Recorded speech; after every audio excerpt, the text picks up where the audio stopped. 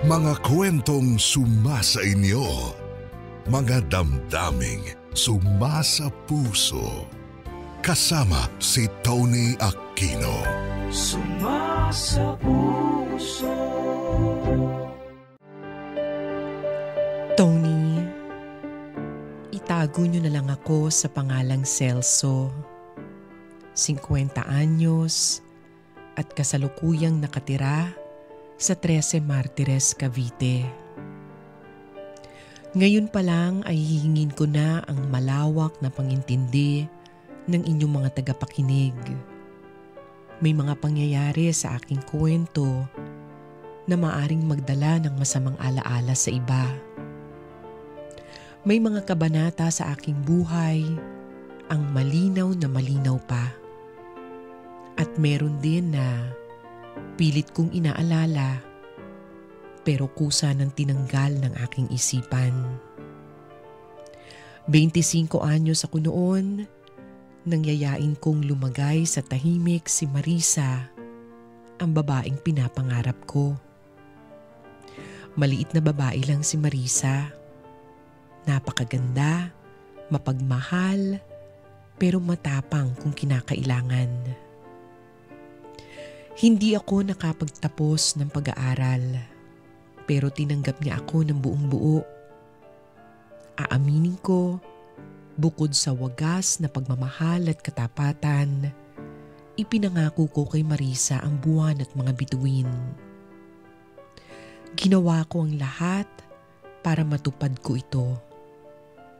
Tubong Leyte kami, pero nakipagsapalaran kami sa Maynila.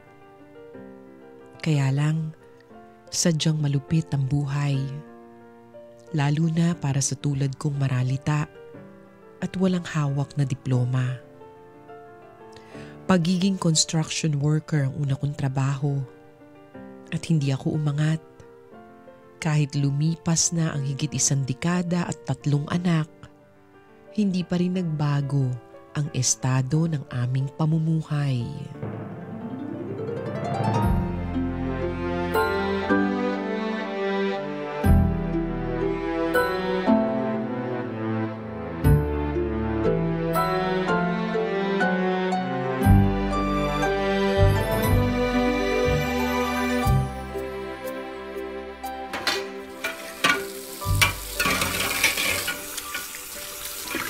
Boy, kunin mo nga itong mga platong na ugasan na. Lipat mo na rin sa lagay nila. Opo. Ay, hindi na B-boy, ako na. Celso, ulitin mo nga yung sinabi mo. Hindi ka na papasok sa construction mula bukas? At bakit? Ano, nag-resign ka na? Bakit ka nag-resign? Ipaliwanag mo nga na maigi.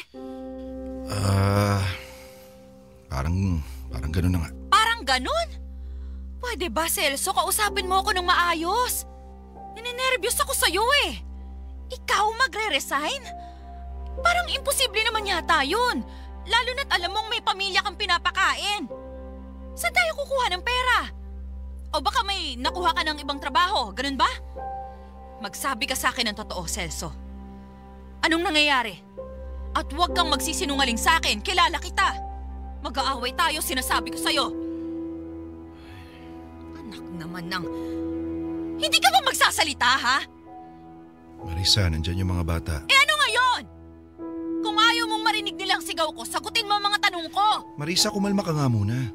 Hindi mo maiintindihan yung paliwanag ko kung uunahan mo ng init ang ulo mo. Dalian mo na kasi magsalita. Oh, nasisante ako. Nasisante ka? Sabi ko naman sa'yo, di ba? Hindi ko kasundo yung foreman. Saka yung mga bataan niya. Eh di yun, napag-initan ako. Paanong napag-initan? Paulit-ulit kasi nilang sinusubok yung pasensya ko. Kaya yun, napuno ako. O tapos?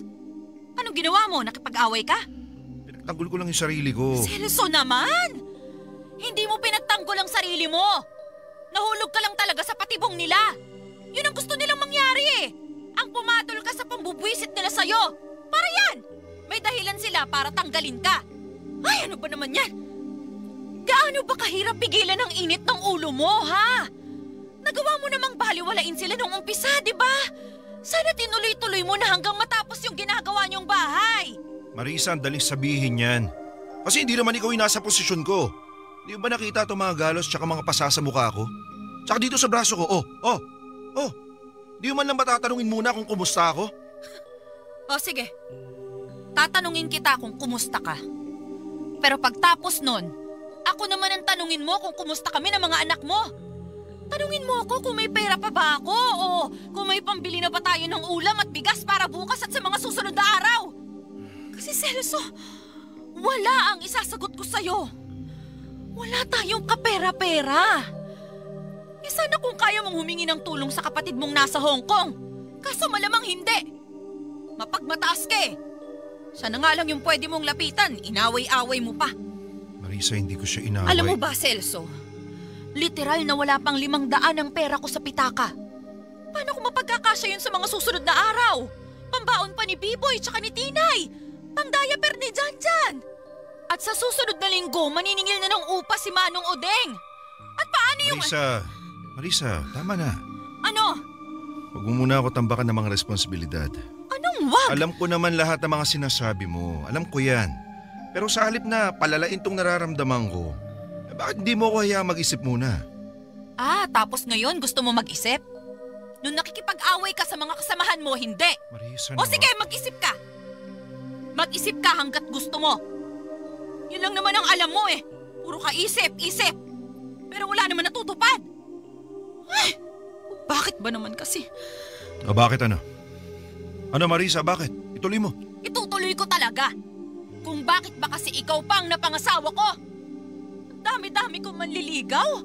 Kung alam ko lang na ganitong magiging buhay ko sa'yo, sana iba na lang pala ang pinili ko.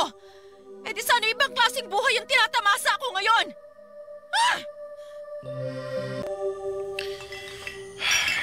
Siguro naman makakatulog na ako pagkatapos itong pangatlong bote. 2:00 na ng madaling araw ay pa rin ako dalawin ng antok. Tay, Oh, B-boy, ba't gising ka? nalimpungatan ako. Wala kayo sa higaan eh. Anong ginagawa niyo dito sa labas ng bahay? Shhh, kamaingay. Baka magising na nanay mo. Pag nakita niya akong umiinom ng beer, baka bigwasan ako nun eh. Bakit kayo umiinom, Tay? Wala nak. Di lang kasi ako makatulog eh. Dahil wala na tayong pera? Ay, si tatay talaga oh. Wala na nga tayong pera, bumili pa kayo ng mga beer. Alam mo, para kang nanay mo. Huwag kayong mag-alala, Tay. Pag 18 na ako, pwede na kitang tulungan. Ano ba sinasabi mo? Sabi ni nanay, pwede na raw ako magtrabaho pag legal na yung edad ko. B-boy, huwag ka maniniwala sa sinasabi ng nanay mo. Ha? Papayagan lang kita magtrabaho kapag nakatapos ka na ng pag-aaral. Mahirap ang totoong mundo, akala mo ba? Pag maaga ka nagtrabaho, maaga ka nagkapera, baka hindi mo nagugusto yung tapusin ng pag-aaral mo. Hindi pwedeng ganun, bata. Tay, kailangan natin ng pera eh. Oo nga, pero... Halika nga dito, anak. Puka sa tabi ko. Dahan-dahan lang, baka masagin mo yung bote. Apo. Nak, ganito kasi yun. Hanggat maaari, alisin mo muna sa isip mo yung magtrabaho. 13 anyos ka pa lang. Malapit na po ako mag-birthday pa.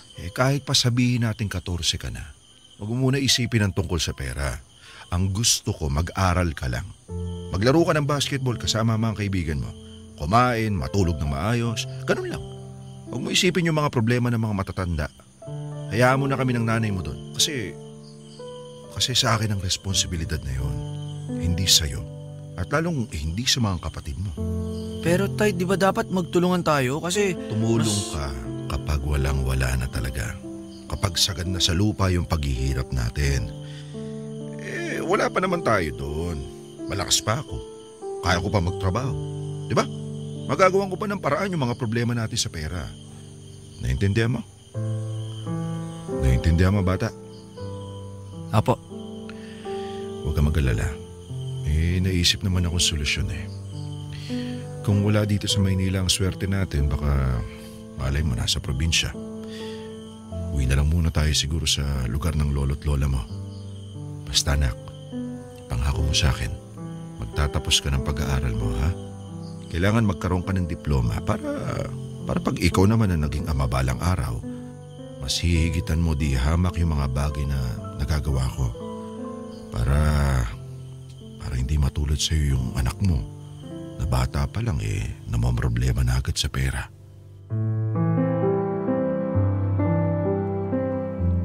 Tony, 3 ang anak namin ni Marisa. 13 anyos na noon ang panganay naming si Biboy. 10 taong gulang ang unika iha ko na si Tinay. At ilang buwang gulang pa lang ang bunso naming si Janjan. Ayokong matulad sa akin ng mga anak ko. Maaga akong namulat sa paghahanap buhay. Hindi ko nasulit ang aking kabataan. Marami akong mga pinapangarap gawin at lalo na ang bilhin. Pero hindi ko ito nagawa dahil sa kakulangan sa pera ng aking mga magulang. Kaya kahit hindi ko maibigay sa mga anak ko ang lahat ng material na bagay, gusto ko silang magkaroon ng kalayaang makapaglaro, magkaroon ng maraming kaibigan, at sulitin ang kanilang kabataan. Tony, dahil ramdam ko na hindi para sa amin ang buhay sa Maynila, nagdesisyon akong dalhin ang pamilya ko sa amin sa Tacloban. Naroon ang aking mga magulang. At sakto naman na may bakanting maliit na paupahang bahay ang malapit sa kaibigan ng aking ama. Tuwang-tuwa naman ang mga anak ko dahil malapit na kami sa dagat. Hindi pa sila nakakakita ng dalampasigan na maaaring nilang pasyalan. Minsan na kaming nakadaan sa Rojas Boulevard sa Maynila pero hindi namin nagawang mamasyal. Tony, naging mahirap ang pag-uumpisa namin sa probinsya. Akala ko ay makakapagtrabaho ulit ako sa construction. Pero sa halip ay naging tauhan ako sa isang malaking warehouse. Hindi kalakihan ang sweldo, pero ang mahalaga, malapit na ako sa aking mga kamag-anak. Maaari kaming humingi ng tulong kung kinakailangan. Pero syempre, marami akong kinuhang sideline para madagdagan ang aking kita.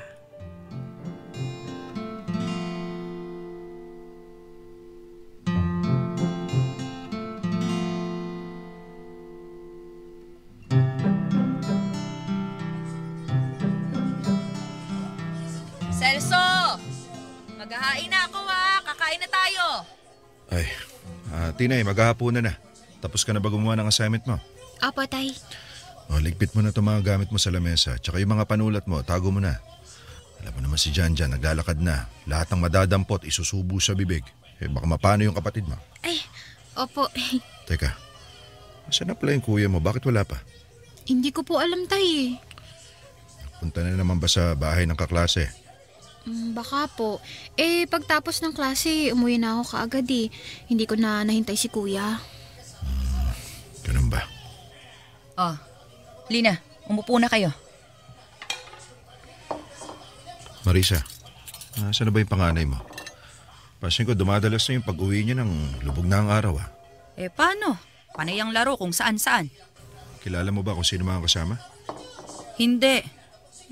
Mga kaklase niya siguro. Ikaw, Tinay, kilala mo ba kung sino barkada ng kuya mo? Nakikita mo ba sa eskwelahan? Ano itsura ng mga yun? Mukha bang matino? Parang si kuya lang din po. Hindi ba mga loko-loko? Parang hindi naman po. Sa itsura po tay ha. Pero hindi ko po alam kung ano yung mga ginagawa nila sa labas ng eskwelahan. Baka mamaya kasi nababarkada kuya mo sa mga maling tao Kasi tignan mo hapunan na pero wala pa rin siya. Uuwi rin yun. Saka mo kausapin. Tinay, silipin mo nga si Janjan sa taas kung tulog pa.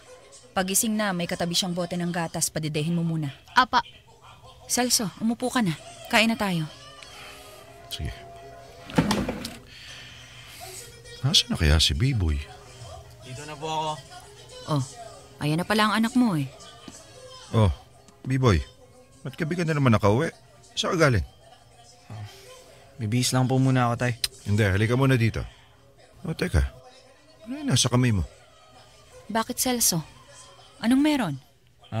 Akyat po muna ako. B-boy, halika muna dito. Ano yan, B-boy? Anong nangyari sa kamay mo? Bakit may bendahe? Halika nga rito. Wala po, Nay. Halika dito, B-boy. Tingin ang kamay mo, anak. Wala nga lang po to, galos lang po. Galos? Paano ka naman nagkagalos? Pero alam mo, hindi mo kang galos yan. Bakit tinatago mo sa amin ng nanay mo yung kamay mo, ha? Kung galos lang. Mamaya na lang po, Tay. Oy. Wala pa akong sinabing umakyat ka. Ipakita mo yung kamay mo. Isa. B-boy. Pag ako nakarating ng 3, sasamain ka sa akin. B-boy, ano ba? 2. Ayan tayo. Anak! Ano nangyari dyan sa kamay mo? Bakit may bindahe? Ano po? Nasugatan ka ba? Gaano kalaki? Patingin nga ako. Nahiwag na. Nag-basketball po kasi kami tapos, tumama yung kamay ko. Tumama saan? Sa bakal. O saan bakal? At anong bakal? Basta Tay, bakal. Kausapin mo ko na maayos. Tumama yung kamay mo sa bakal kaya ka nasugatan, tama? Ngayon, sino naglagay ng bendahe sa'yo? Yung tatay ng kaklase ko. Tatay ng kaklase mo. Bakit? Nurse ba siya? Doktor? Hindi po. Akin na nga yung kamay mo. Patingin ako ng galos na sinasabi mo. Tingin Wag na! Tingin sabi. Wala nga lang to. Wes, dalhin mo ko dun sa nagbendahe sa'yo. Yung tatay na sinasabi mo, pati yung bakal kung saan ka mo tumama. Ipakita mo sa akin. Halika na. Tay! Halika sabi. Ayoko po! B-boy! Tay, tama na sabi, wag na! Nagsisinungaling ka.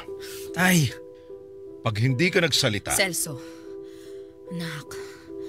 Nak, sabihin mo na sa amin na paano ka. Nag-aalala kami.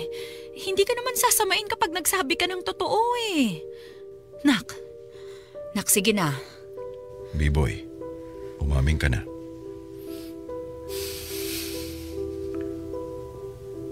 B-boy? Na-aksidente po ako, Tay. Ano? Anong aksidente? Saan? Sa motor? Hindi po. Nabitawan ko po kasi yung kumukulong mantika. Teka, ano? Ililipat ko lang po kasi ng kalan yung pinaglulutuan ng pata tapos yun, nadulas po sa kamay ko. Teka. Anong kalan? Anong pinaglulutuan? Saan ka ba nanggaling, ha? Kina Chong Toto po. Toto? Yung karinderya sa may labas ng palengke? Opo. Anong ginagawa mo doon? At bakit ka nangingialam sa kusina nila? Tay, ano kasi? Ano? Magsalita ka na, dalian mo. Nagtatrabaho po ako. Ano? Tagahugas lang naman po ng plato. Sus. B-boy, ano bang sinasabi mo, anak? Anak, nagtatrabaho ka? At tinanggap ka naman ng totoo na yon? Tay, huwag po kayong magalit. Ako naman po yung nagmakaawa na kunin niya ako. Bakit mo kasi ginawa yon, ha? Ha? Bakit? Di ba kabilin-bilinan ko sa'yo noon pa man na mag-aral ka lang? Nag-aaral naman po. Mag-aral ka lang! Lang! Bakit ka nagtrabaho? Sige nga! Bakit? Kailangan mo ng pera para saan? Ha? May gusto kang bilhin? Ano ba yun? Sabihin mo sa akin. Magkano? Sapatos ba yan? Ano? Dahil hindi ko ba mabili yung gusto mong sapatos? Tay, hindi po. Oy, bakit? Bakit kailangan mo akong hiyain? Hindi kita hinihiya, Tay. Ano na lang iisipin ni Toto? Ha? At lahat ng mga nakakita sa'yo doon. Ano? Naghihirap na tayo. Sa puntong pati menor de edad kong anak pinagtatrabaho ko na. Mahirap naman po talaga tayo eh. Hindi tayo mayaman, B-boy. Pero hindi naman tayo mahirap pa sa daga. Kasi ginagawa ko naman yung makakaya ko. Para may pagkain tayo sa lamesa. Oo, hindi natin kayang kumain sa magandang restaurant. Pero hindi kayo nakakaranas ng gutom. May bigas tayo, may ilang delata. Yung nanay mo kayang-kayang lutuin ano man ang nariyan. Kaya bakit, B-boy? Ha? Bakit kailangan mong gawin yan? Hindi ba sapat sa'yo yung naibibigay ko? Ha? Yun ba yun? Nakukulangan ka ba sa akin? Celso. Diyos ko. Sorry po, Tay. Gusto ko lang naman po makatulong. Makatulong? Celso. Kung gusto mong makatulong, tapusin mo ang pag-aaral mo. At huwag mong akuin yung mga responsibilidad ko. Anak, akin yun eh. Ngayon kung may gusto kang bilhin, antayin mo lang. Antayin mong makaipon si tatay. Mabibili ko rin naman lahat ng gusto niyo eh. Bigyan niyo lang ako ng sapat na panahon. Konting panahon lang at may bibigay ko na rin sa inyo yung maginhawang buhay na ipinangako ko sa inyong lahat.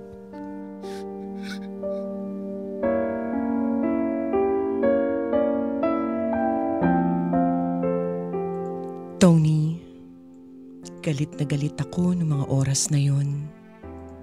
Hindi sa anak kong si B-Boy, kundi sa aking sarili. Kinwestiyon ko ang kakayanan ko bilang isang ama. Gaano ba kakulang ang naibibigay ko para maisipan ng anak ko na kailangan niya maghanap buhay sa mura niyang edad? 14 anyos na si B-Boy noong mga panahon na yun. Pero tila 25 anyos na ang kanyang pag-iisip. Nadurog talaga ang puso ko. Kasi ginagawa ko naman ang lahat, Tony. Halos hindi na nga ako natutulog matapos lang ang mga kinuha kong dagdag na trabaho. Pero bakit sa mata ng aking pamilya, tila nakakapit na kami sa patalim? Tony, alam kong maraming sakripisyo ang isang ina. Hindi matatawaran ang mga paghihirap at pagtitiis ng asawa kong si Marisa. Pero alam kong maraming ama na tulad ko, na mukhang matibay sa panlabas, pero ang totoo ay sumasabog na ang aming damdamin. At hindi na kami pinapatulog ng mga responsibilidad at mga bagay na sana ay nagawa namin para sa aming pamilya.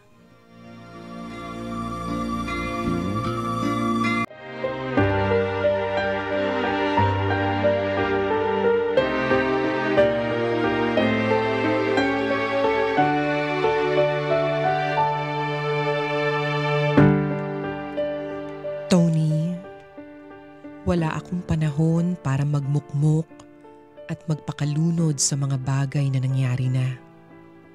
Sa halip ay lalo ko pang pinag-igihan sa trabaho. Pinagsabay-sabay ko ang regular kong trabaho, pagiging driver sa boss ko, pagtanggap ng mga nagpapaayos ng mga kagamitan sa bahay, at nasubukan ko rin ang pumalaot para mangisda. Lahat ng oportunidad ay kinuha ko. Sa isip-isip ko noon, di bali nang mabawasan ang oras ko sa aking pamilya. Makakabawi naman ako kapag nakaangat-angat na kami sa buhay. Nakaplano na sa utak ko ang mga gusto kong gawin para sa aking pamilya. Kaya lang, Tony, mukhang hindi sang-ayon ang Diyos sa mga naisip ko. Dahil Nobyembre ng taong 2013, nang muling nagbago ang aming mga buhay.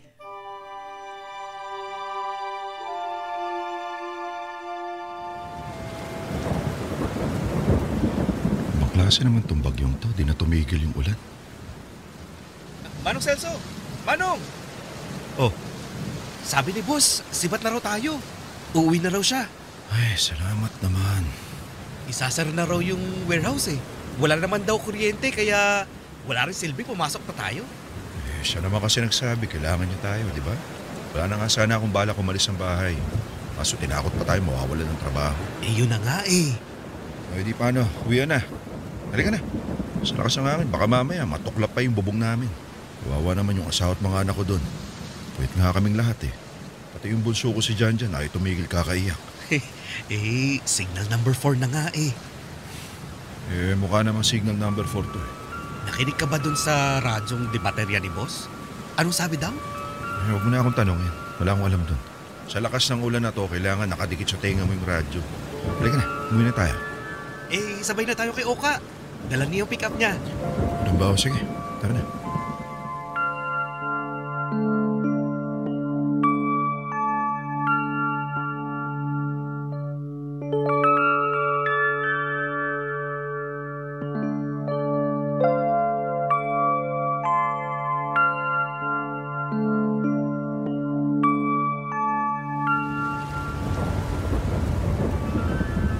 Celso, umalis na kaya tayo dito? Babagsak na tong bahay natin sa sobrang lakas ng hangin. Parang tabingi na nga eh. Anong tabingi? Yung taas natin hindi na matulugan sa dami ng tumutulo sa bubong. Ewan ko ba naman kasi sa'yo at hindi mo pa inayos yung bubungan natin. Nung nakaraan ko pa sinasabi sa'yo na may tumutulo doon kapag umuulan eh. Wala nga kasi akong oras. Alam mo namang kabilaan yung hanap buhay ko, di ba? Umalis na kaya tayo, Celso. Lumikas na tayo. Saan naman tayo pupunta, Aber? Doon kina nanay mo, malamang. Naku. Bato yung bahay nila, di ba? Mas ligtas tayo doon. O sige, pupunta tayo doon. Tingin mo sa lakas ng hangin, hindi tayo madidisgrasya pag naglakad tayo papunta doon? Kita mo nga kung ano-ano nang nagliliparan sa labas. Nung pauwi nga kami ni na Abner, may tumama pang yero sa sasakyan ni Oka. Baka paano pa yung mga bata, lalo na si Janjan. Kita mo nga iyak na ng iyak. Kanina pa pinapatahan ni Tina, ayaw pa rin tumahan. Eh di paano? Dito na lang tayo, ganon? Eh mukhang mas ligtas pa tayo sa loob ng bahay kaysa lumabas. Eh, sana kasi nung isang araw pa tayo pumunta kina nanay. Aba, nakalimutan mo na yata. Tinatanong kita kahapon kung gusto mong lumikas na. Pwede kina nanay o kaya sa eskwelahan ni na Tinay at B-Boy. Pero ano bang sinabi mo? Ihina rin yung bagyo bukas. Eh tignan mo ngayon, humina ba? Eh tama na nga. Huwag na tayong magsisihan. O tapos ikaw pa galit. Eh naghirap sa'yo eh. Tay, luto na po yung mami. Hindi ka na, kumain na tayo. Alam mo naman akong kape, Marisa. Sige, sandali. Tinay, akin na si Janjan. Tay, ayaw talaga matulog eh. Pero kita mo naman pagod na siya. Eh baka nahihilo na sa kahihili mo. Eh kulang na lang kasi, lumipad yung kapatid mo. Tayo naman eh. Sa ganong hele siya nakakatulog eh. Pwede lang ngayon kasi ang lakas ng ulan. Tinay, wag kasi pagilid yung hele. Baka sawa na siya doon. Dapat up and down. Ganito. Pag ganito. Sus, nagsalita ang expert sa bata. Try mo muna kayo bantayan si Janjan maghapon bago ka tumalak dyan, kuya. Sige ba? Sige, ngayon na. Buong araw ikaw humawak sa kanya, ha? Cool. Yabang mo, ha? Mahinang nilalang ka lang talaga. At least, hindi ako mahina sa pag-aaral. Di ba, Tay? Paul yun ah. Tama na. Kumain na kayo. Oh, kape mo, Celso. Marisa, kumain ka na rin. Oh, sige. Tay? Oh. Tay, baha? Ay, Baha, oo tay. Tumataas yung tubig. Hala, ang bilis. Teka. Bakit babaha dito? Hindi naman bahahin tong lugar natin ah. Tay, bumibilis yung taas. Ang dumi. Itaas niyo ang mga paa niyo. Hala. Patong sa upuan, dali. Hindi. Teka, may naririnig ako eh. Ano yun, tay? Bakit kayo sa taas? Dali, B-Boy, buhatin mo tong kapatid mo. Sige, tay. Bakit sa taas? Marisa, Mababa pa lang naman yan. akyat na! Tinay, bumbakasok pa. Itay, ang dumi. Dalian mo na! Tinay, ang arte pa. Halika na. Ayoko mabasa. Halika, bubuhatin kita. Marisa, akyat na! Oo, sandali. Kukunin ko lang yung bag ko. Andun yung mga pitaka natin. Dalian mo na! Tinay, Diyan ka na sa hagdan! Akyat na! Marisa! Eto! Celso! Marisa! Tay, halika na dito sa hagdan. Sa taas! Halika na dito sa hagdan. Mauna na kayo! Hanapin ko nanay mo! Bakit ka na?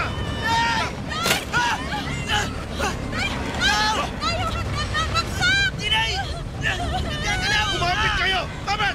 Kumapit kayo! Sandali pumunta ako dyan! Hawakan mo mahigit ang kapatid mo, B-Boy! Huwag mong bibitawan si Janjan! Huwag kang bibitaw, B-Boy! B-Boy! Tamat na! Sandali mo ako! Sandali! Inay! Halika! Tandaan mo baka! Kumapit ka sa akin! Ha? Anak! Sandali. Bumalaw ko may baka bumigay yung hagdan. Bibigay talaga yan! Mabuti nakakapit kayo sa akin! B-Boy! Akin na si Janjan! Ay, ang hirap. Unahin niyo ibaba si Tina. Inay! Halika na! Andito ako! Matakot ha? Huwag mo kamay ko. Dahan-dahan. Dahan-dahan ka bumaba dito sa akin, ha? Kumapa ka sa buhat. Ko. Dahan-dahan, yan! Kapit! Tay! Ikaw naman, B-boy! Tay! Babagsak tayo, bay! B-boy, sa akin ka tumingin! Di saan tumingin ka sa akin? Kaliwete ka, di ba? Ano nang ipanghawak mo kay Chan-Chan? Yung kanang kamay mo, ibigay mo sa akin. Ako nang bahala kumawak sa'yo. Ha? Tay, paano ba ginanong tayo? Hindi ko kayo bibitawan! Kumapit ka lang din. Kumapit ka, mahigit sa akin! Halika na! Halika na! Tay! Nahiwa ka mo ako, Tay! Nahiwa ka mo ako! Dahan-dahan! Kumapa ka rin sa balikat ko. Si Chan-Chan, ha? Opo! Yung isa pa mo naman. Tay! Mahawa kita! Mahawa kita! Kumapit lang kayo sa akin! Inay! Inay! Iboy, huwag ka bibitaw sa akin! Tay! Kunin niyo si Chan-Chan! Ihilahin kita! Kumapit ka sa akin! Tay! Tay, si Chan-Chan! Biboy! Biboy! Kumapit ka! Kumapit ka! Tay, hindi ko na kaya, Tay! Biboy, nak! Huwag ka bibitaw, nak! Biboy! Biboy! Nak! Marisa! Chan-Chan!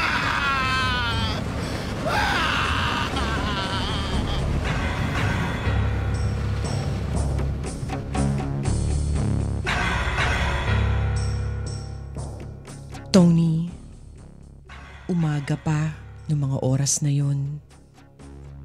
Pero balot ng kadiliman ng kapaligiran. Akala namin ay isang pangkaraniwang malakas na bagyo lang ang tumama sa aming lugar. Hindi namin nakalain na mangyayari ang isang trahedyang parang napaka-imposible kahit sa imahinasyon. Tumaas at rumagasa ang tubig dagat at tinangay nito ang aking pamilya. Una ang aking kawawang asawa na si Marisa. Hindi man lang ako nabigyan ng pagkakataong mahawakan at mahila siya. Ang pinagtataka ko, nasa bisig ko ang aking mga anak. Hindi ako bumitiw.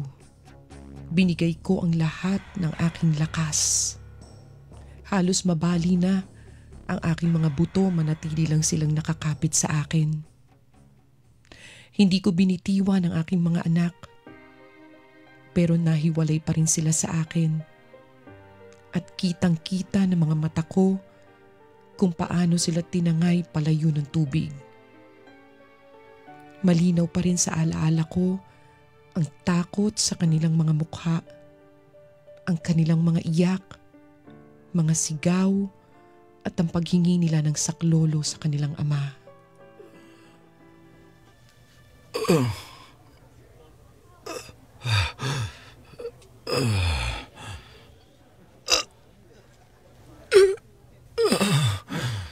Manong Celso, wag ho kayo gumalaw, Manong. Baliho yung binti nyo. Tinalian ko lang ho ng kawayan. Abner. Manong. Nasaan ako? Andito ho tayo sa sa chapel. Ito lang ho yung pwede nating pagpahingahan eh. Chapel? Paano ako? Buti ho, nakita kita. Hinahanap ko ho yung nanay ko, pero kayo lang ho yung nakita ko eh. Alam niyo ho ba, alauna na po ng hapon. Alauna? Alauna na po ng 9. Yung pamilya ko. Hanapin ko yung pamilya ko. Mano, wag ho muna kayong gumalaw. Lalong lalalayang kalagayan niyo eh. Hindi. Hanapin ko mga anak ko. Hanapin ko mga anak ko. Hindi mo pa sila nakita, Ner? Si Marisa. Yung asawa ko. Kilala mo siya, di ba? Hindi mo ba siya nakita? Hindi po eh. Ni isa rin po sa mga kamag-anak ko, hindi ko rin makita. Kayo lang ho talaga. Hanapin ko sila. Hanapin ko sila. Manong. Hawak ko sila eh. ko ang mga anak ko. Mahigpit ang awa ko sa kanila eh. Kaya hindi ko alam bakit naiwalay sila sa akin. Hawak ko yung mga anak ko, Abner. Hawak ko sila. Kaya hanapin ko sina Biboy, sina Tinay, tsaka Janjan. Baka mamaya magkakasama sila, hinihintay mo pala ako. Baka nga nakita na sila ni Marisa eh. Magagalit pa sa akin yung asawa ko. Sabihin nandito lang pala ako natutulog. Manong Celso. May iwan ka dito kung gusto mo. Basta ako, hahanapin ko ang pamilya ko. Kailangan nila ako.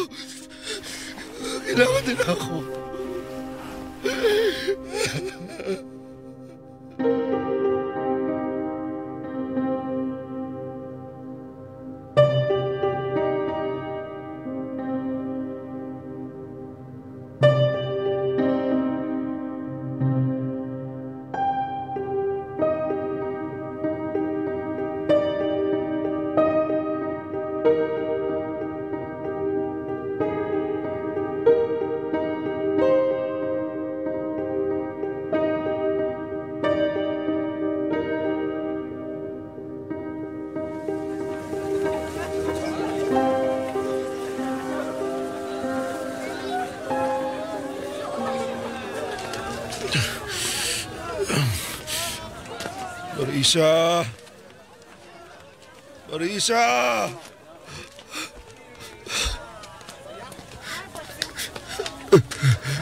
Ilang oras na ata ako naglalakad. Hindi ko pa rin makita ang mga anak ko. Yung bahay namin, wala na. Tinay! Biboy! Tinay! Janjan!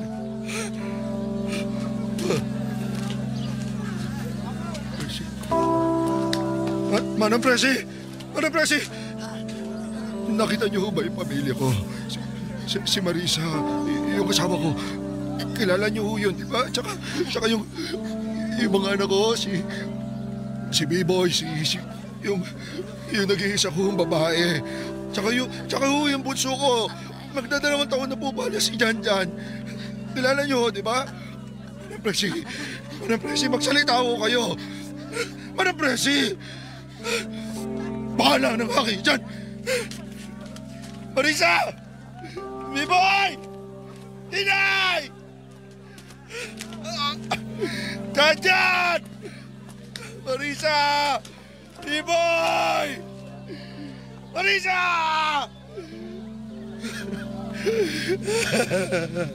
Manong Celso! Manong Celso! Abner... Si Biboy! Si Biboy! Nasaan si Biboy? Asa siya? Asa si Biboy? Sumama na lang ho kayo sa akin, Manong. Sige, dali mo ako sa anak ko. Si Janjan, kasama niya ba si Janjan? Opo, kasama po. Sige. Tara na po, Manong. Sige, tara. Dahan-dahan lang po.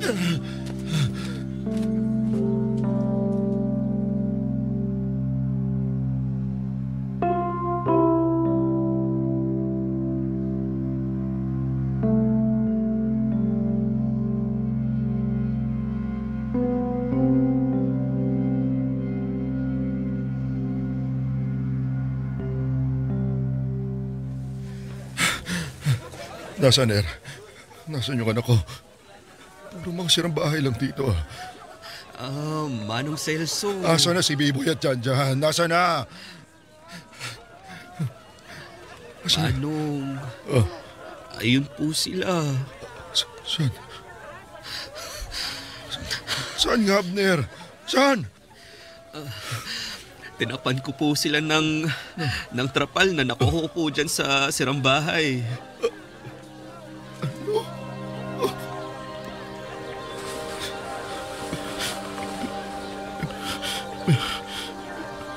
Biboy, Janjan.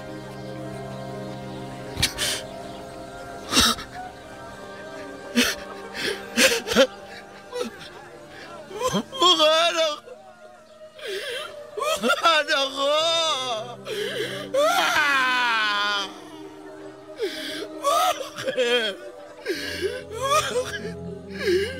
Bakit sila? Sana ako na lang. Sana ako na lang.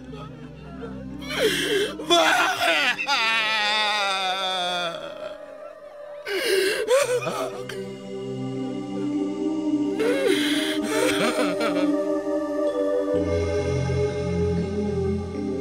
Tony, hindi ko maipaliwanag kung gaano katindi ang bighating nararamdaman ko ng mga oras na yun.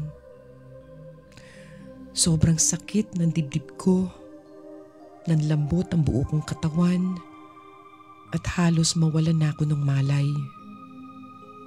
Dinaig pa ako ng panganay kong anak. Kung ako nabigong iligtas sila, si Biboy naman tinupad ang tungkulin bilang nakatatandang kapatid.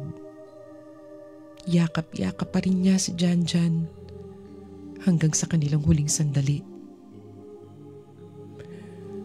Tony, wala akong ibang ginawa kundi ang humingi ng tawad kina Biboy at Janjan.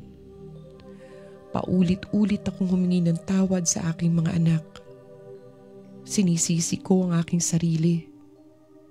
Hindi sila mapapahamak kung naging mas maagap lang ako, mas listo, at higit sa lahat, mas malakas.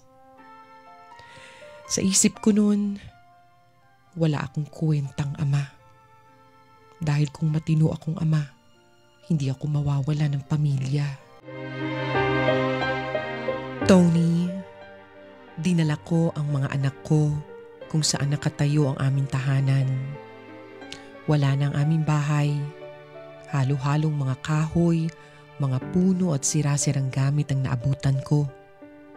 Kahit ang bahay ng mga magulang ko ay hindi na rin makilala. Nakatayo pa ang ilang pader na bato pero wala nang natira. Pati ang aking mga magulang ay hindi ko rin natagpuan. Naghakot ako ng mga kahoy, yero at kung ano-anong pwedeng magamit para muling makapagtayo ng bahay.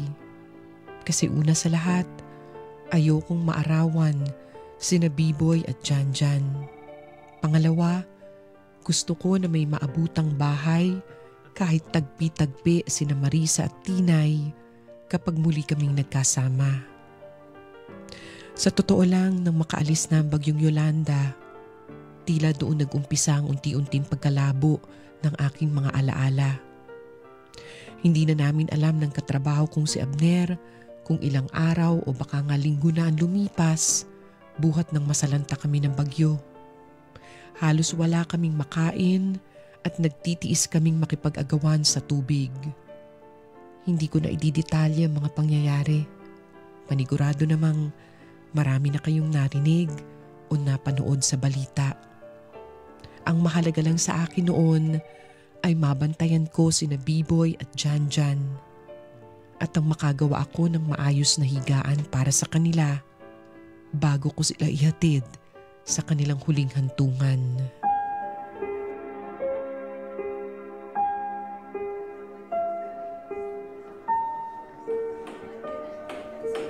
Manong Celso, tinan ko po sa banda ron kung may magagamit po tayo. Sige. Mukhang nakuha na ng iba yung maayos pa mga kahoy. So kaya ako pwede? Ayun. Kung matino pa yung mga kahoy na yan. Aba, ang dami pa pala dito. Hoy, akin yan! Mabuti pa, hakutin ko na to. Hoy! Balik mo yan! Magnanakaw ka! Tatakbo na ako. Hoy! Akin yung sabi! Akin to! Para sa mga anak ko to! Akin yung sabi! Akin na to! Akin na to! Manong Celso, tama na ho! Tama na ho! Sir, tama na ho! Tama na ho!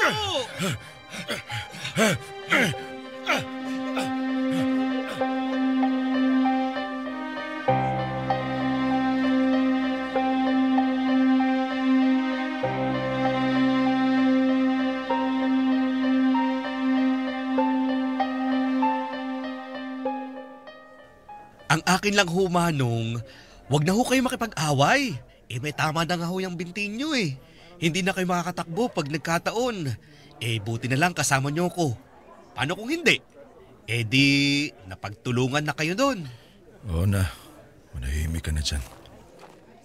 Manong Celso, magandang araw ho. Oh, kayo na naman.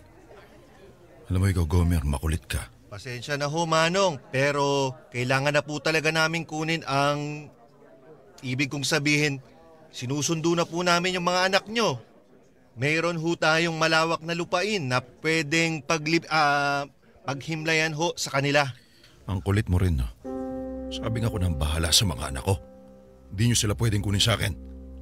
Hindi naman po namin kukunin. Bale, malalaman nyo naman ho kung saan sila nakapwesto. Hindi. Baka mamaya mawala nyo pa yung mga anak ko. Alam ko kung anong ginagawa nyo sa mga namatay dito. Manong Celso, gusto ko lang kayong tulungan. Tsuhin po kayo ng asawa ko. Kaya nagmamagandang loob lang ho ako sa inyo. Hindi na ho pwedeng nandirito lang yung mga anak ninyo. Kailangan na ho nila magpahinga na maayos. Ako nga ang bahala doon. Wala po kayong maayos na paglilibingan. Anong wala? Meron ha. Nakikita mo tong ginagawa ko. Para to sa mga anak ko. Dito sila mahihiga. Saka ko sila... Umalis ka na nga. Hindi ko ibibigay sa iyo mga anak ko.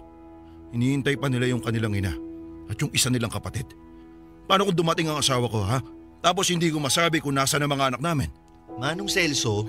Kuya, ako na hong bahala kayong kumausap kay Manong Celso. Tatawagin ko na lang ho kayo. Sige. Hoy, Abner. Anong kakausapin mo na lang ako? Wala. Hindi ako papayag na kunin nila sina Biboy at Janjan. Manong Celso, Manong maawa na ho kayo sa mga bata. Hindi ho makakabuti na narito lang sila. Hindi pwedeng mawalay sa akin ang mga anak ko, Abner. Hindi naman ho sila mawawalay sa inyo. Malapit lang naman ho yung paghihimlayan nila. Anong malapit? Ibig kong sabihin malalaman nyo naman ho yung eksaktong lokasyon nila. Abner, marami pang taong nangangailangan ng tulong. Napakarami. Hindi lang ako. Kaya bakit hindi sila ang pagtuunan nyo ng pansin? Ginagawa naman ho nila, Manong. Kaya lang syempre, hindi naman ho nila kayo pwedeng ipagsawalang bahala. Pues gawin nyo. Kalimutan nyo na ako. Dahil maayos na kami dito ng mga anak ko. Pabayaan nyo na ako. Manong Celso. Abner! Kapag kinuha nyo sa akin si Biboy at si Janjan, mawawala na ako ng lakas para mabuhay. Hanggang ngayon, hindi ko pa nakikita ang asawa ko. Pati na ang nag-iisa kong anak na babae. Pag nalayo pa si na Biboy, ano na lang ang matitira sa akin? Wala na. Baka magpakamatay na lang ako. Kaso hindi pa pwede. Kasi paano kung buhay pa si na Marisa at Tinay, ha? Kailangan nila ako. Kailangan nila ng bahay na mauuwian. Kaya tignan mo, inaayos ko na yung bahay namin. Hindi kaya ni Marisa yan. Maliit ang mga kamay nun. Kaya nirutang na loob. Hayaan mo kami ng pamilya ko. Hayaan mo na kami ng pamilya ko. Hayaan mo akong gampanan pa rin ang tungkulin ko sa kanila bilang padre de pamilya.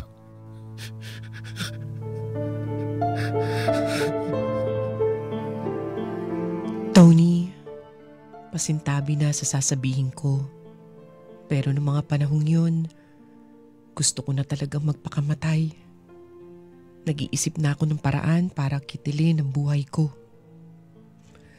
Kaya lang hindi ko matuloy-tuloy dahil umaasa pa rin ako na makikita ko sina Marisa at Tinay. Tiyak nakakailanganin nila ako. Sino na lang ang gagawa ng bahay namin? Paano sila makakakain? At kailangan kong bumawi sa kanila. Dahil hindi ko sila nagawang iligtas nung kasagsagan ng bagyo. Tony, kalaunan ay napapayag din ako ni Abner na mailibing ang 2 anak ko sa lugar na itinakda ng mga kinauukulan. Sa paglipas ng mga araw ay hindi ako tumigil sa paghahanap kina Marisa at Tinay. Hanggat hindi ko nakikita ang kanilang mga labi, patuloy akong naniniwala na buhay pa sila. Kaya lang hindi ko napansin habang tumatagal ay lalo akong kinakain ng matinding kalungkutan. Tuluyan akong nawala sa tamang pag-iisip. At sa totoo lang, higit 1 taon na ng aking buhay ay hindi ko maalala. Nagpalaboy-laboy ako, nagmistulang taong grasa dahil hindi ko na alam kung ano pa ang aking mga pinagagawa.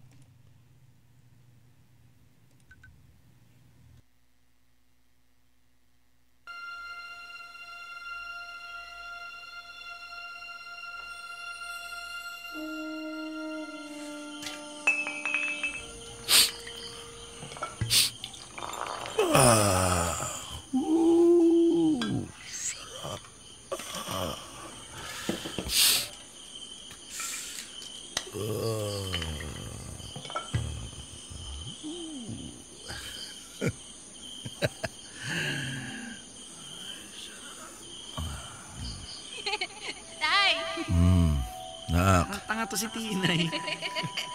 Oo, mag-away. Kain na! Oh, kakain na tayo.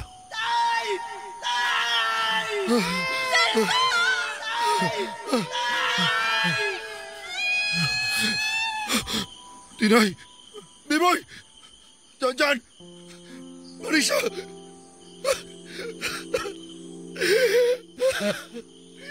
Nasaan na kayo? Nasaan na kayo?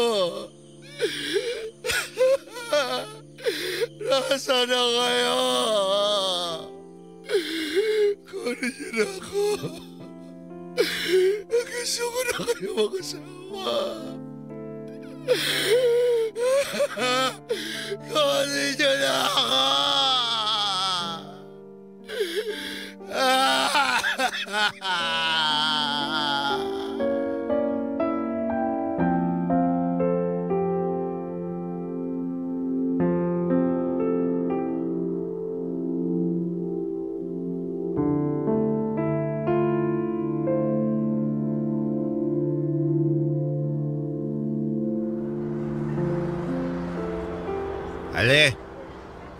Ale, pengin pagkain. Pare mo ka masarapin. Akin na lang, akin na. Akin mo? Akin na lang! Doon ka nga.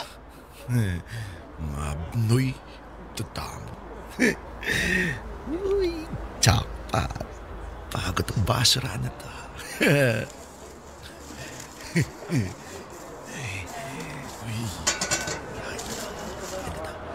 Uy. Buti. Dulo! Banda dulo! Saan? Ayun ho! Nagkakalkal ng basura! Si Celso yan? Siya yan? Sigurado ka ba? Oo! Siya ho yan! Celso! Celso! Celso! Celso! Uy, sino ka? Celso! Nakikilala mo ba ako? Ako to! Ako to ang ate Iday mo! Ako to, Celso! Celso! Salamat sa Diyos, buhay ka! Manong Celso! Kapatid niyo ho, oh! Ha? Di kita kilala. Celso! Ako to si Iday! Ang ate Iday mo! Celso! Patawarin mo ako, ngayon lang ako nakauwi. Hindi ko kasi alam paano kita hahanapin. Patawarin mo ako, Celso. Celso! Sensya na ho, Ale. Hindi kita kilala. Celso naman! Ako to, ang ate mo! Tayo na lang ang magkasama sa buhay, Celso! Ano ba? Sensya na ho. Manong Celso! Hindi ko kita kilala.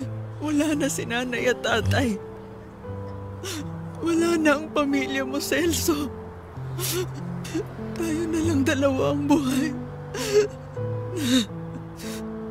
Sumama ka sa akin. Sumama ka na sa akin. Ayoko, hindi kita kilala. Celso! Hindi kita kilala. Celso! Manong Celso! Bitiwan niyo ako! Celso! Celso! Bitiwan niyo ako! Bitiwan niyo ako! Dito na ako, Celso! Bitiwan niyo ako! Dito na ako! May karamay ka na. Hindi ka na mag-iisip. Nandito na ang ate.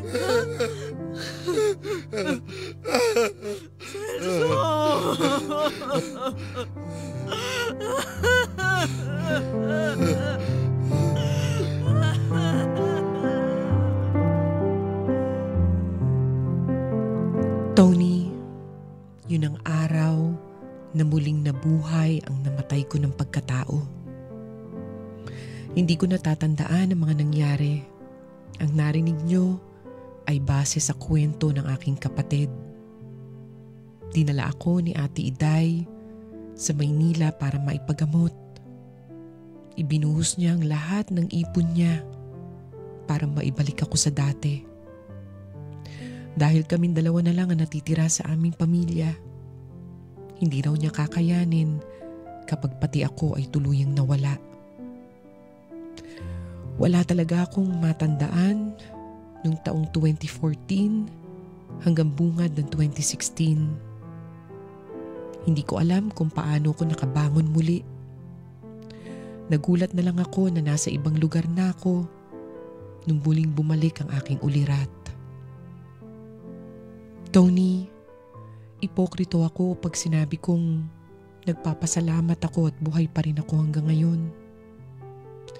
Dahil sa totoo lang, kahit higit 1 dekada na ang nakalipas, naroon pa rin ang sakit. Hindi ko alam kung maituturing ko pa rin ang sarili ko na isang ama. Kasi anong klaseng ama ang wala namang pamilya? Sa ngayon ay patuloy lang ang aking buhay, pero aaminin ko, sabik na akong dumating ang aking oras. Dahil ang ibig sabihin nun, makakasama ko na muli sina Marisa, B-Boy, Tinay at Janjan. Hanggang dito na lang at salamat sa pakikinig sa aking kwento. Sumasa puso, Celso. Sumasa puso sa Super Radio DZBB.